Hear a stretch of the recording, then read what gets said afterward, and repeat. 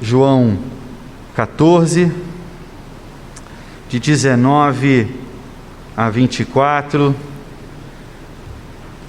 é o nosso texto. Diz assim a palavra: ainda por um pouco, e o mundo não me verá mais, vós, porém, me vereis, porque eu vivo, vós também vivereis. Naquele dia, vós conhecereis que eu estou em meu Pai, e vós em mim, e eu em vós. Aquele que tem os meus mandamentos e os guarda, esse é o que me ama. E aquele que me ama será amado por meu Pai, e eu também o amarei e me manifestarei a ele. Disse-lhe Judas, não os Iscariotes: de onde procede, Senhor, que estás para manifestar-te a nós e não ao mundo?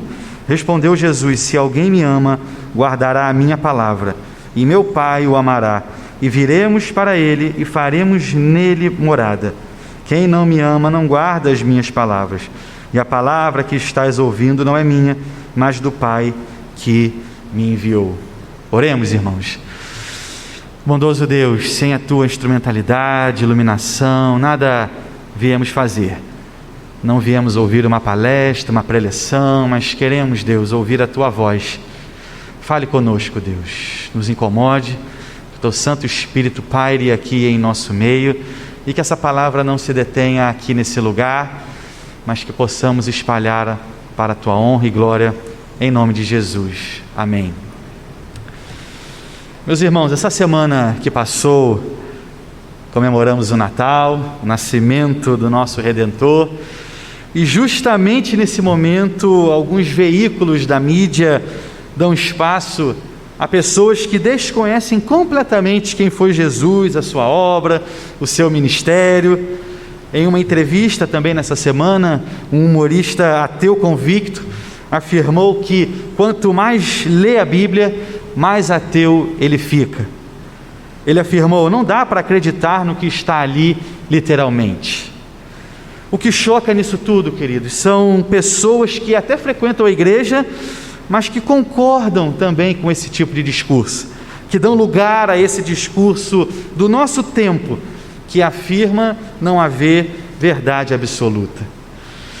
No texto que nós lemos, Judas, ele faz uma pergunta ao Senhor Jesus, de forma até despretensiosa, mas que revela bem a cegueira do mundo e o descortinar dos olhos daqueles que não são do mundo, mas de Cristo. Mas antes de entrarmos então no nosso texto propriamente dito, precisamos falar um pouco sobre quem é então esse Judas que aparece aqui, que não é o Iscariotes. O Judas de nosso texto, queridos, ele também é chamado de Tadeu, filho de Tiago. Esse nome Judas, ele tem um significado muito bonito. Jeová, Yahvé, conduz. Porém, por conta da traição de Judas Iscariotes, esse nome Judas ficou marcado na história como o nome de um traidor e com essa também conotação negativa. João, nesse texto que lemos, informa que era Judas, não o Iscariotes, quem dirige então agora uma pergunta ao nosso Senhor Jesus. E esse Judas, na verdade, queridos, ele tinha 3 nomes. Lá em Mateus 10, 3, ele é chamado também então de Tadeu, e em algumas traduções aparece também a palavra Lebeu. Lebeu e Tadeu eram, na verdade, apelidos dele. Tadeu significa criança de peito, dando a ideia ali de um bebê sendo amamentado. E é como se também se ele fosse o chamado queridinho da mamãe. E os estudiosos, eles entendem esse apelido como de alguém que era o mais jovem da sua família, e assim então, sendo o caçula dentre os outros irmãos, ele recebia esse carinho especial por parte da sua mãe. E já o nome Lebeu, então, vem do hebraico criança do coração. Esses 2 nomes, portanto, sugerem um coração terno e também semelhante ao de uma criança. E é interessante pensar que alguém de um coração tão terno, a ponto de ser chamado dessa forma, fazia parte ali do mesmo grupo que Pedro, Tiago Maior, Simão Zelote. Mas a beleza do Evangelho é essa, queridos. O Senhor pode usar pessoas tão diferentes para fazerem a sua obra, fazerem a sua missão. E olhando para os apóstolos, nós podemos identificar homens tão diferentes entre si, mas que tinham um único propósito, depois daquela ressurreição de Cristo: pregar o Evangelho a toda criatura até os confins da terra. Não temos muito mais informação a respeito de Judas Tadeu nesses evangelhos, porém, um episódio muito marcante envolvendo então Judas Tadeu é aqui registrado nesse evangelho de João, nesse texto que nós lemos no capítulo 14. Esse é o discurso de Jesus ali no cenáculo. Cristo está para ser morto e são agora suas últimas horas. E esses capítulos de João que antecedem a morte de Cristo, eles são de fato muito intensos, queridos. Na verdade, são aproximadamente 5 horas narradas aqui em 4 capítulos. Jesus, ele traz agora conforto ao coração do seu povo, mostrando o que eles terão se permanecerem nele. Verso 19, queridos, veja comigo, não feche a sua Bíblia, por gentileza. Diz assim: ainda por um pouco, e o mundo não me verá mais. Vós, porém, me vereis, porque eu vivo, vós também vivereis. Poucas horas então antes da sua morte, ele diz: o mundo não me verá mais. Jesus, queridos, ele vai aparecer a muitos dos seus discípulos, sim, após a ressurreição. João 20, verso 19, por exemplo, nos diz: ao cair da tarde daquele dia, o primeiro da semana, trancadas as portas da casa onde estavam os discípulos, com medo dos judeus, veio Jesus, pôs-se no meio e disse-lhes: paz seja convosco.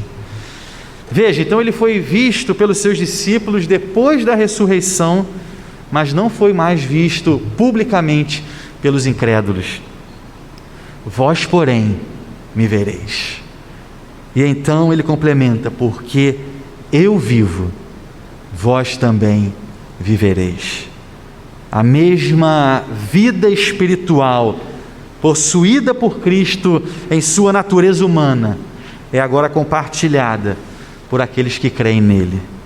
O apóstolo Paulo, escrevendo então em Efésios, capítulo 2, versos 4 e 5, diz assim: mas Deus, sendo rico em misericórdia, por causa do grande amor com que nos amou, e estando nós mortos em nossos delitos, nos deu vida juntamente com Cristo. Porque eu vivo, vós também vivereis. O mesmo poder, queridos, que tirou Jesus Cristo da morte, é o mesmo poder que nos tira também da morte. João 5, 21, pois assim como o Pai ressuscita e vivifica os mortos, assim também o Filho vivifica aqueles a quem quer. Porque eu vivo, vós também vivereis. Ele tem vida em si mesmo, queridos. E o que percebemos é que os pecadores sim encontram vida em Cristo. É como uma marca, uma declaração daquilo que iria acontecer na sua ressurreição. O mundo não me verá, vocês me verão. Jesus, ele não se apresenta então ali aos incrédulos ressurretos, mas se apresenta ao seu povo. Porque essa é uma marca clara, queridos. Somente aqueles que tiverem pelo Espírito os olhos abertos poderão contemplar a glória do Cristo ressurreto, coisa que o mundo não conhece. A vida só será possível naquele que crê em Cristo Jesus, que Ele morreu e que ressuscitou dentre os mortos, porque Ele é o único mediador.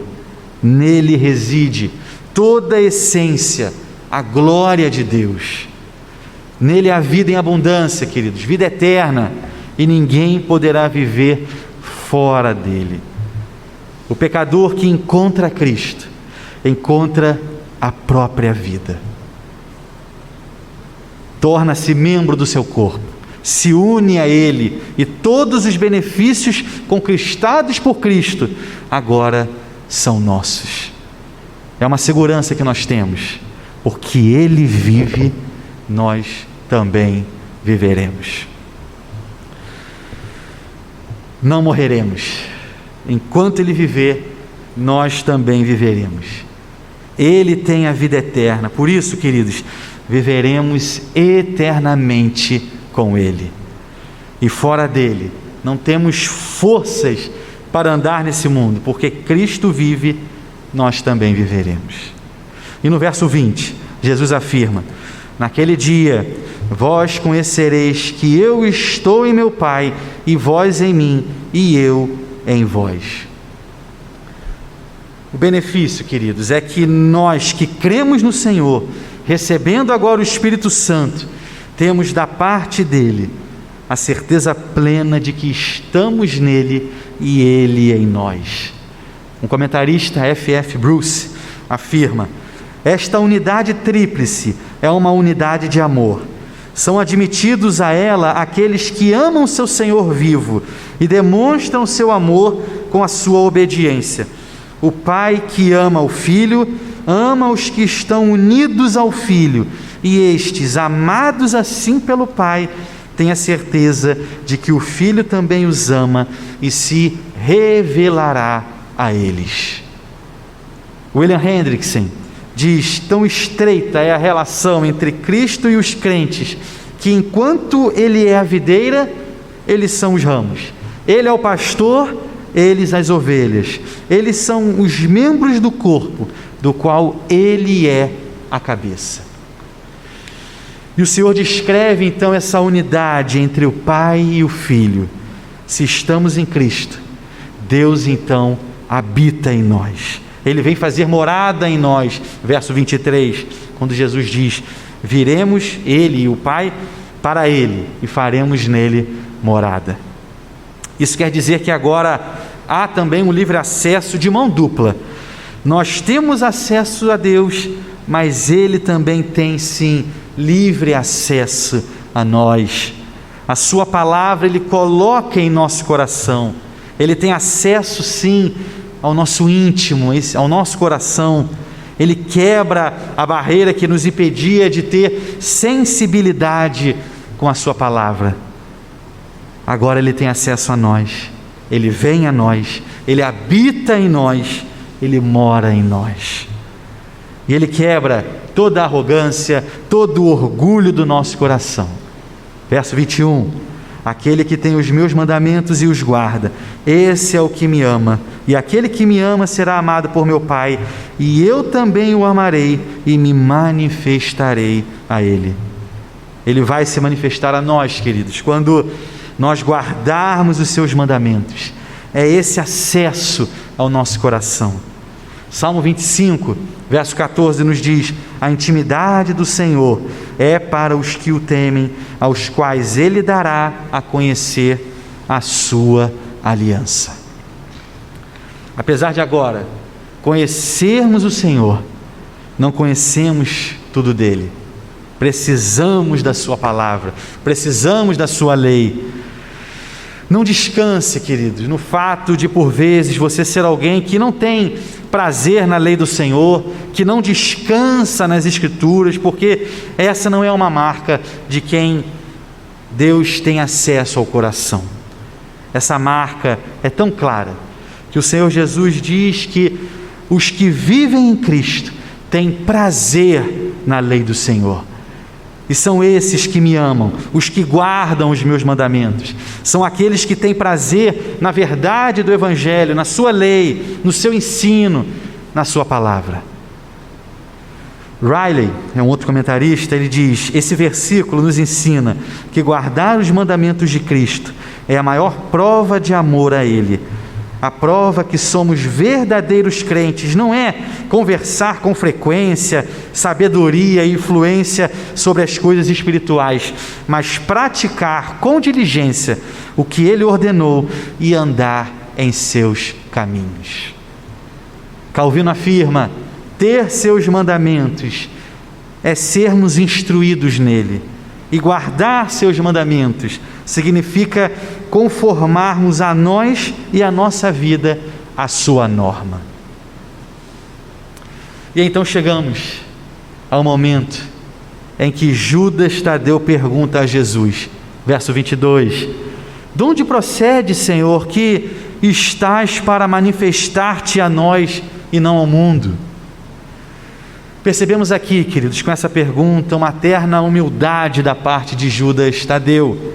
Ele não diz nada ousado, impetuoso, como os outros discípulos já disseram aí ao longo dos outros evangelhos. Sua pergunta é cheia, sim, de brandura, desprovida ali também de qualquer tipo de orgulho. Judas, ele não podia crer que Jesus iria manifestar-se a esse grupo de 11 homens tão comuns, tão normais, e não faria assim também com o mundo. Afinal, Jesus era o Salvador do mundo, era o Rei dos Reis, Senhor dos Senhores. Os discípulos entendiam, queridos, até esse momento, que Jesus ele havia vindo para fundar o seu reino e subjugar todas as coisas debaixo de si. Por isso, para eles, as boas novas de perdão e salvação deveriam sim ser para todo o mundo. Os discípulos, eles conheciam bem essas boas novas, mas o resto do mundo não. E Judas era um discípulo crente, um discípulo piedoso, amava o seu Senhor e sentiu o poder da salvação ali em sua própria vida. John MacArthur afirma: Judas tinha muita esperança para o mundo e a seu próprio modo, com seu jeito ali de criança, desejava saber por que Jesus não iria mostrar-se para todos. Jesus então lhe deu uma resposta maravilhosa, que foi tão cheia de ternura quanto a pergunta também feita ali por Judas Tadeu. Verso 23, respondeu Jesus: se alguém me ama, guardará a minha palavra, e meu Pai o amará, e viremos para ele, e faremos nele morada. A resposta de Jesus significava, queridos, eu não vou assumir o controle do mundo exterior, vou dominar corações, um de cada vez. Se alguém me ama, vou manter sim a minha palavra. Juntos, meu Pai e eu, vamos estabelecer o reino em seu coração. Assim como o crente, queridos, habitará com Deus, com Cristo, nos céus, assim o Deus triuno já habita no coração do crente verdadeiro. São aqueles que estão ali debaixo da graça do Evangelho. Efésios 3, verso 17, diz assim: assim habite Cristo em vosso coração pela fé, estando vós arraigados e alicerçados em amor. Veja, Cristo então habita em nosso coração, não pela obra, mas pela fé. A fé produzirá então amor pela lei de Deus. E isso revelará que nós somos verdadeiros filhos de Deus, porque amamos e guardamos os seus mandamentos. Cristo em vós, a esperança da glória. João aqui nos mostra que essa obra produzirá agora no coração do crente amor pela lei de Deus. E nós demonstraremos, queridos, que amamos a Deus porque guardamos os seus mandamentos. Não somos salvos porque obedecemos a lei, mas aqueles que vivem em Cristo, onde habita o Espírito, que receberam o amor do Pai em Cristo, revelam o amor a Deus, tendo então prazer nos mandamentos do Senhor. Se alguém me ama, guardará a minha palavra, e meu Pai o amará, e viremos para ele e faremos nele morada. Se você o ama, a lógica aqui é que o amor que nós temos por Cristo é refletido pelo amor que nós temos à sua palavra e obedecemos então aos seus preceitos. Se obedecemos ao Senhor dessa maneira, Ele então agora habita em nós e faz morada em nós.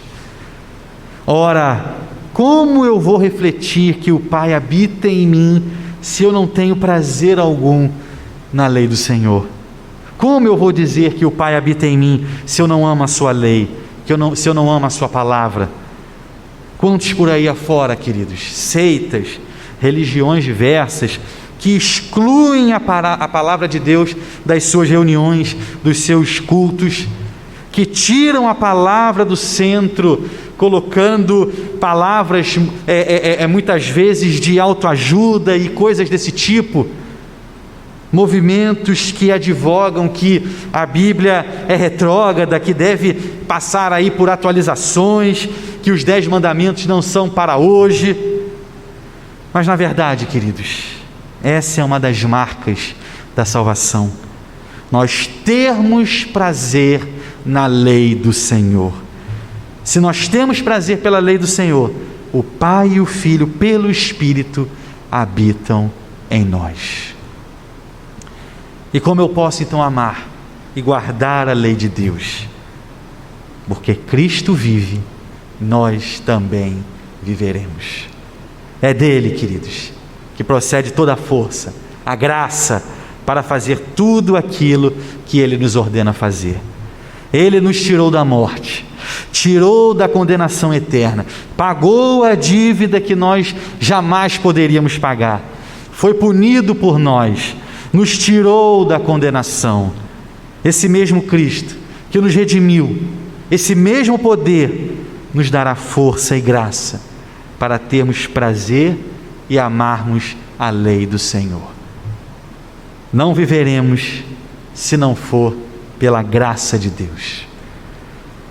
Quem sabe que essa palavra traga algum tipo de culpa aí para o seu coração. É isso que a palavra de Deus faz mesmo. Ela suscita, ela traz à tona os nossos próprios pecados. O movimento que você deve fazer é retornar a Cristo, é observar a Cristo e dizer: se Ele vive, eu vivo também. Correndo de volta para a graça de Deus, é que então teremos força, condição para fazermos aquilo que Deus nos mandou fazer. E ao mesmo tempo, ser perdoado pelos nossos próprios pecados. Se você não vive em Cristo, você está morto. E se você está morto, a penalidade do seu pecado não foi paga, a dívida não foi quitada. Se você está morto, você não consegue ver o Cristo ressurreto, o mundo não verá. E hoje, você é convocado sim ao arrependimento, chamado a arrepender-se de seus pecados. Se você encontrar Cristo hoje pelo Espírito, você encontrará vida. E esse mesmo Espírito te conduzirá então ao conhecimento da sua palavra. E Deus, cada dia mais, se revelará a você, fazendo você então conhecer a sua aliança. Por outro lado, nós que estamos em Cristo, temos a vida. Mesmo nas nossas maiores dificuldades, fraquezas, lutas, dificuldade também em cumprir o que Deus nos manda, apesar do nosso desejo de, por vezes sim, vivermos para Ele, muitas vezes não conseguimos fazer. Se você está nele, você tem a vida, porque a vida não vem de você, mas a vida só pertence a Ele. Só Ele é a vida, e quem tem Cristo tem a vida eterna. Esse é o conforto, queridos, que a igreja de Cristo tem. Mas haverá um dia que esse Cristo que morreu e ressuscitou, e que não é visto pelos homens, senão pelo Espírito, nos diz Paulo, lá em 2 Coríntios 4, de 3 a 6.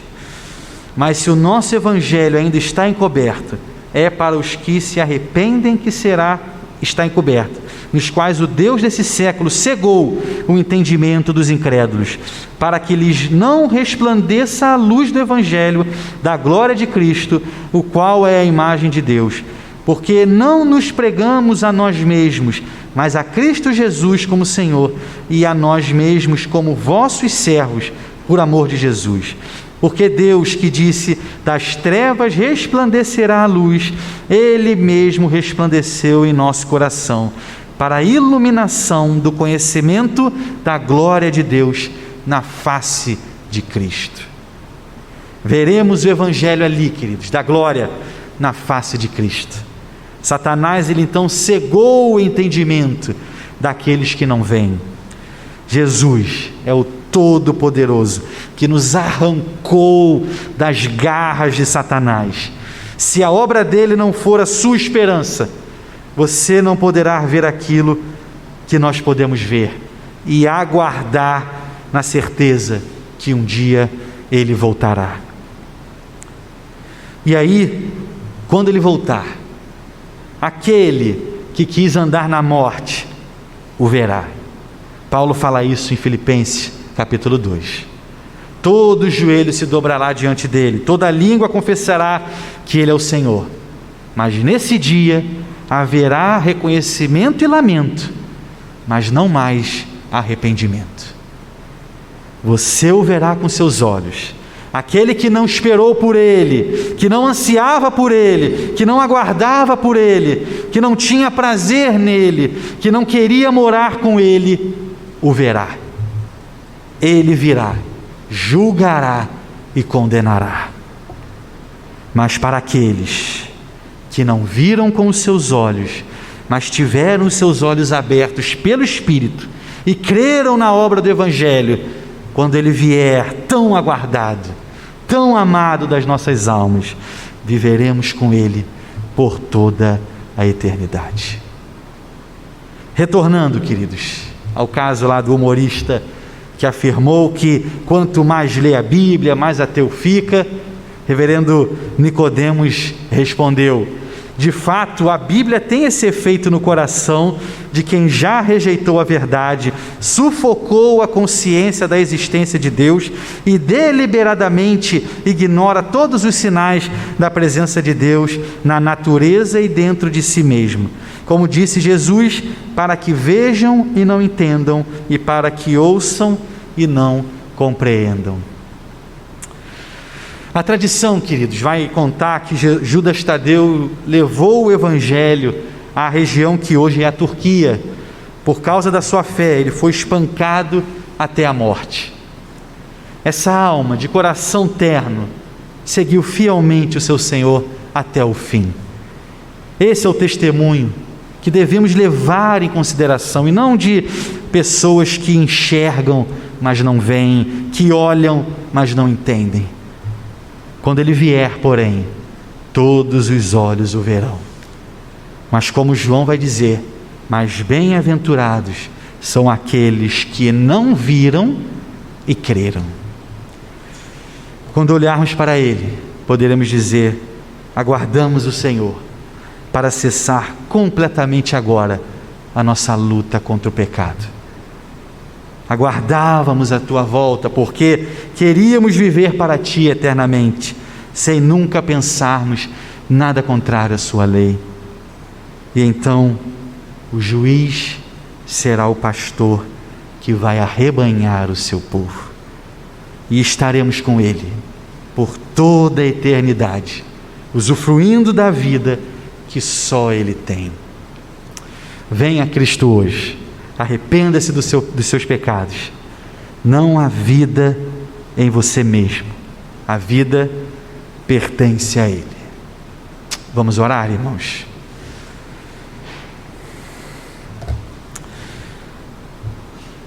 Você terá aí um tempinho de oração silenciosa. Fique à vontade para se abrir, se expor ao Senhor. Pode ser que alguma coisa que tenha sido dita tenha mexido aí no seu íntimo. Essa é a oportunidade de você colocar isso aos pés do nosso Deus. Um Deus fiel, justo, santo, poderoso, capaz de quebrar todas as barreiras e verdadeiramente fazer morada em seu coração.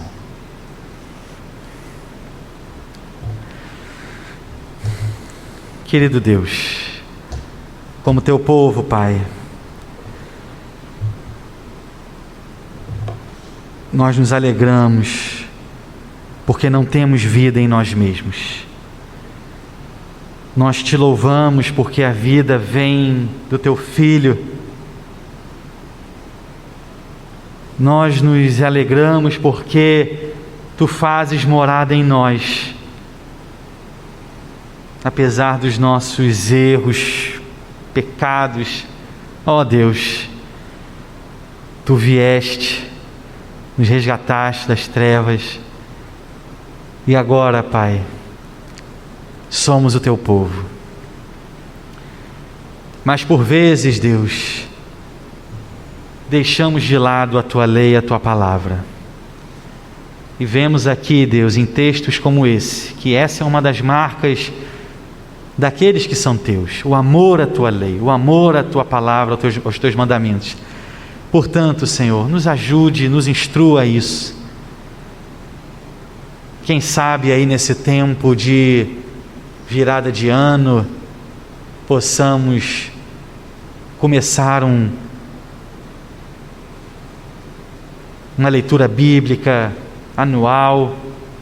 Quem sabe possamos desenvolver hábitos melhores na nossa casa, na nossa vida, de devocionais, de cultos do lar. Ó Deus, nos ajude, nos instrui quanto a isso, que a nossa natureza pecaminosa, Deus, dia após dia, coloca tantos empecilhos para que deixemos das Tuas coisas e nos afundemos em coisas que, no primeiro momento, não são pecaminosas, são importantes.